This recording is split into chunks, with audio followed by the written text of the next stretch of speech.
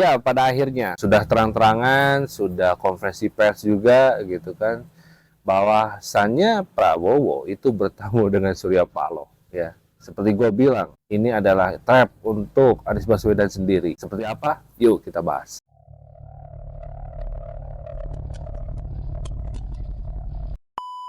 Nah, seperti di konten sebelumnya, gua itu pernah membahas ya bagaimana nanti Surya Paloh itu menjebak Anies Baswedan untuk kepentingan Pilpres tahun 2024. Ya, kalian bisa lihat atau cek. Jadi, ya tebakan gua benar bahwasanya adalah Surya Paloh itu ditugaskan oleh Jokowi. Ya, tugasnya adalah untuk menahan Anies Baswedan secara suara. Ya, kenapa kok bisa kayak gitu? Ya kita lihatlah. Jadi jebakan Jokowi itu sebenarnya bisa jadi negatif dan positif. Positifnya apa? Positifnya adalah ya, ini adalah permainan abuse power. Ya terpaksa harus dilakukan oleh Pak Jokowi.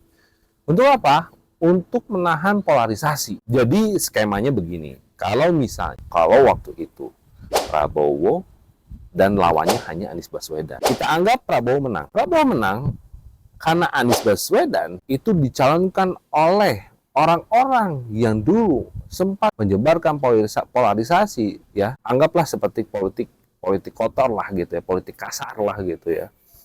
Kalau misalnya Anies Baswedan dicalonkan oleh partai-partai yang mengusungnya yang selama ini mendorong supaya Anies Baswedan itu melakukan polarisasi, pasti terjadi pertumpahan darah. Seperti apa? Seperti pada saat Pak Jokowi dan Pak Prabowo itu bertarung di 2019. Banyak terekam CCTV dan segala macam, ada mobil ambulan bawa batu lah, bagi-bagi duit, dan orang-orang yang pakai baju agama gitu yang ngambil batu-batu itu gitu untuk demo, untuk sarkasm dan lagi segala macam. Jadi sebenarnya karena kita tahu bahwa polarisasi ini melekat pada citra atau image-nya daripada Pak Anies Baswedan. Sehingga kalau ini terjadi lagi, ini akan semakin lebih besar. Jadi pada saat itu, kita anehnya itu, Nasdem itu kok buru-buru, cepet-cepet pengen deklarasi. Ya, dengan gimmicknya adalah, ya Jokowi dan Pak Surya Paloh itu tidak akur. Tidak satu jalan, tidak satu visi. Kenapa? Sebenarnya mereka itu ngomong di belakang. Lu, cepetan nih, ngambil Anies Baswedan. Keburu diambil sama orang lain. Nah, akhirnya pada saat itu Pak Anies Baswedan, Pak Surya Paloh itu buru-buru langsung mendeklarasikan awalnya 3 nama. Ya, satu adalah Anies Baswedan, kedua adalah Ganjar Pranowo, yang ketiga itu adalah Pak Andika Perkasa. Mereka mencalonkan Ganjar dan Pak Andika Perkasa itu hanya sekedar apa ya? Yang ngisi bangku kosong aja gitu. Karena sebenarnya targetannya adalah Nasdem. Tapi pinternya Nasdem itu cerdik melihat peluang bahwa dia tahu bahwa kalau kita bertarung secara nasional, ya, apalagi dengan pilpres seperti ini, mereka tahu secara kekuatan mereka lemah dan mereka udah siap kalah sebenarnya, gitu. Tapi yang mereka lihat adalah bukan pilpresnya, tapi adalah pilgub DKI. Ya. Jadi secara tidak langsung Anies Baswedan itu oke, kita calonkan jadi presiden, kita tahan sampai nanti ada nama lain yang muncul.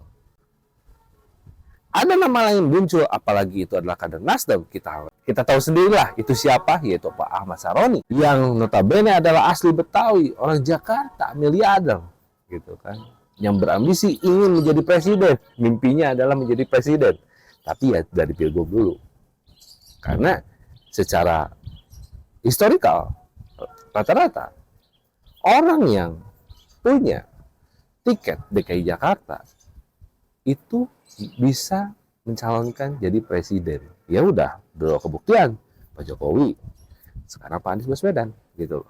Nah, tugasnya ya udah lu keep dulu, lu tahan dulu, karena ada 2 misi bagi Nasdem. Satu adalah menahan Anies Baswedan untuk tidak mencalonkan, untuk menahan suara polarisasinya.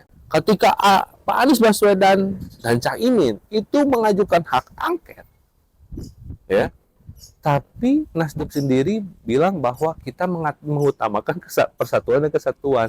Lalu apa? Bentar lagi Anies Baswedan ditinggalkan oleh Nasdem. Karena baginya isi sudah selesai.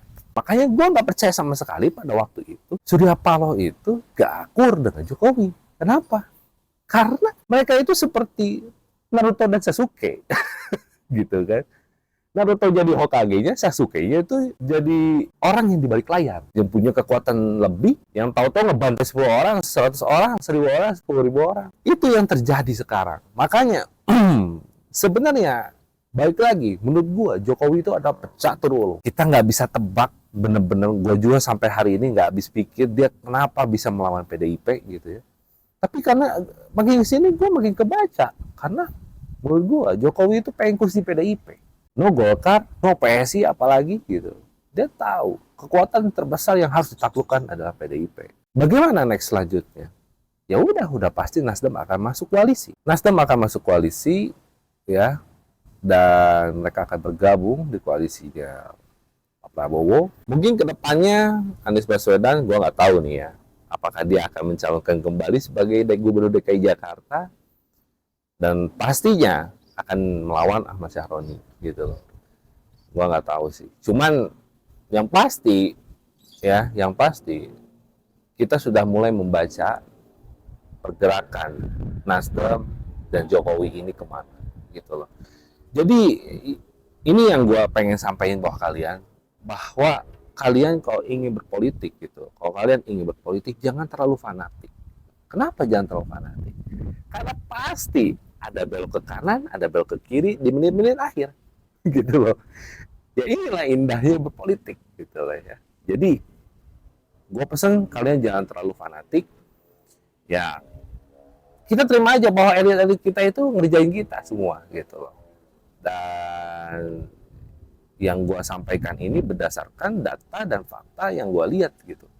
Jadi, nextnya, apakah Nasdem akan meninggalkan? Ya, pasti akan meninggalkan Anies Baswedan dan bergabung ke koalisi. Oke, ya pokoknya itu aja dari gua. Pokoknya kalian jangan lupa untuk like, komen, dan subscribe, dan juga komen sebanyak-banyaknya di kolom komentar.